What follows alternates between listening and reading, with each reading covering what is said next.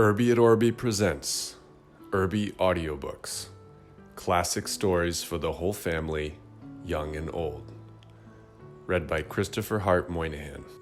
The Other Wise Man by Henry Van Dyke. So the old man followed the multitude with slow and painful steps toward the Damascus gate of the city. Just beyond the entrance of the guardhouse, a troop of Macedonian soldiers came down the street, dragging a young girl with torn dress and disheveled hair.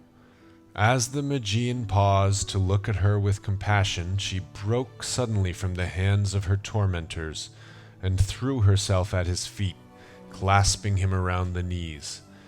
She had seen his white cap and the winged circle on his breast.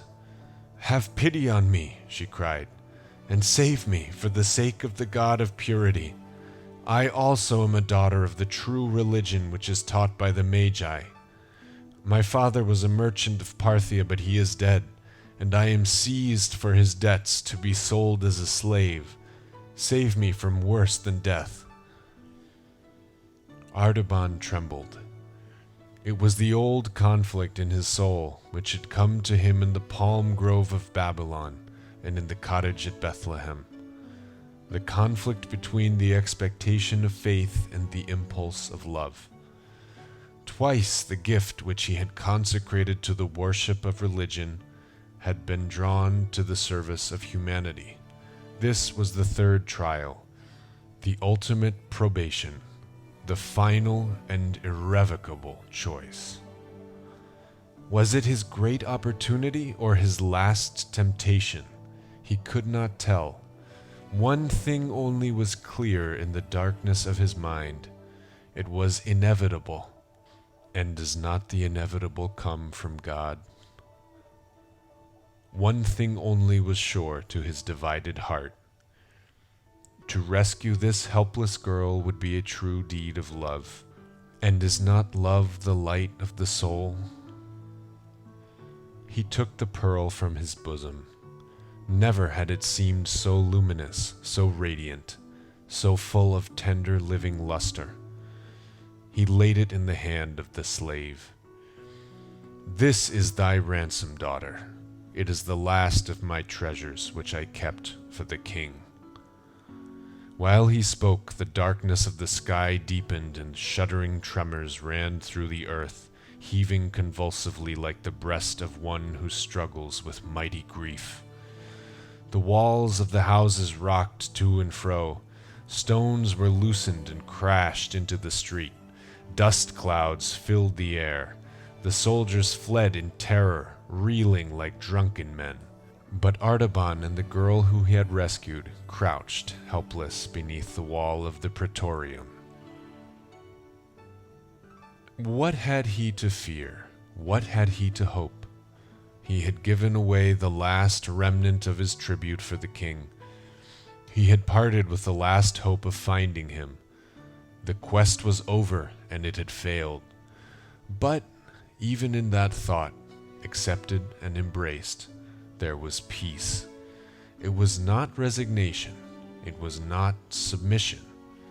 It was something more profound and searching. He knew that all was well because he had done the best that he could from day to day. He had been true to the light that had been given to him.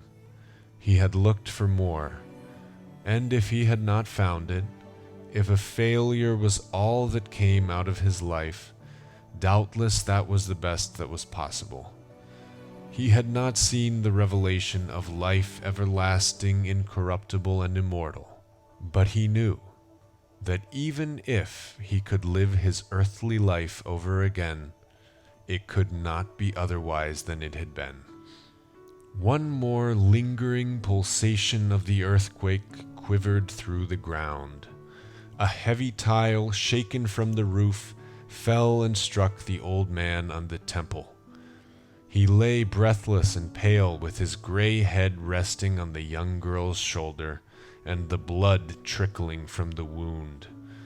As she bent over him, fearing that he was dead, there came a voice through the twilight, very small and still, like music sounding from a distance, in which the notes are clear but the words are lost.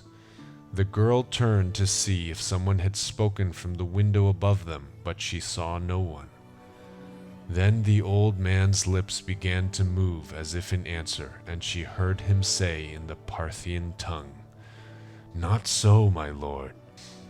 For when saw I thee hungered and fed thee, or thirsty and gave thee drink?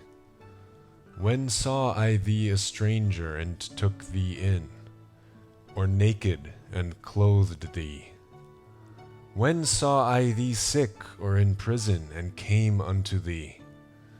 33 years have I looked for thee, but I have never seen thy face, nor ministered to thee, my king."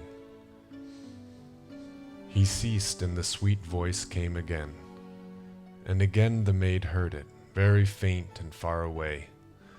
But now it seemed as though she understood the words. "Verily I say unto thee, inasmuch as thou hast done it unto one of the least of these my brethren, thou hast done it unto me." A calm radiance of wonder and joy lighted the pale face of Artaban like the first ray of dawn on a snowy mountain peak. A long breath of relief exhaled gently from his lips.